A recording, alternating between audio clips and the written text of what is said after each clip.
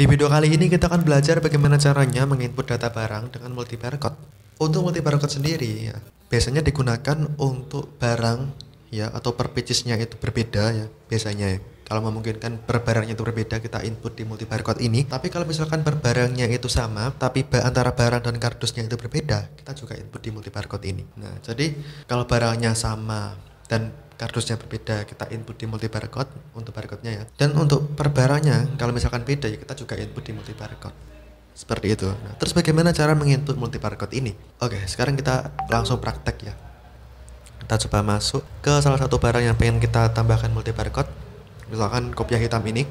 Nah, terus kita isi multi satuannya atau satuan kardusnya ya. Misalkan satu kardus itu berapa pages isinya ya, kita isi di multi satuan ya. Untuk penjelasan tentang multi satuan ini bisa kalian lihat di video sebelumnya ya, sudah saya jelaskan tentang multi satuan ini.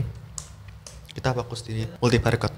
Nah, misalkan di sini untuk satu kardus itu isinya 10 pages ya, kita tinggal oke.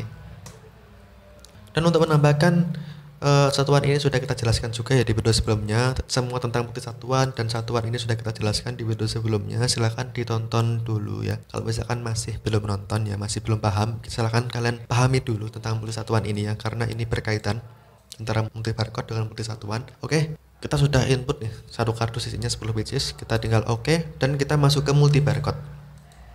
Nah,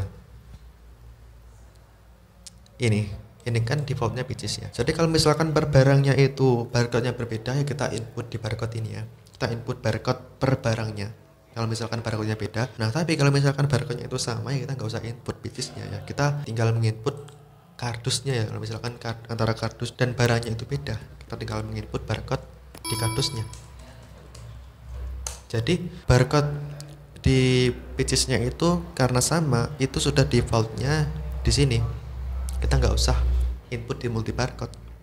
Jadi kalau misalkan kita sudah menginput barcode di kardus ya, kita nggak bingung lagi nih, karena kan barcode di barang dan barcode di kardusnya itu kan berbeda. Kita nggak usah bingung lagi, kita bisa menginputnya di multi barcode ini. Dan kalau misalkan ada penjualan ya kita nggak usah men-scan satu-satu ya, kita langsung men-scan barcode di kardus kalau misalkan ada penjualan satu kardus, dan kita tinggal men-scan barang kalau misalkan ada penjualan barang ya, seperti itu.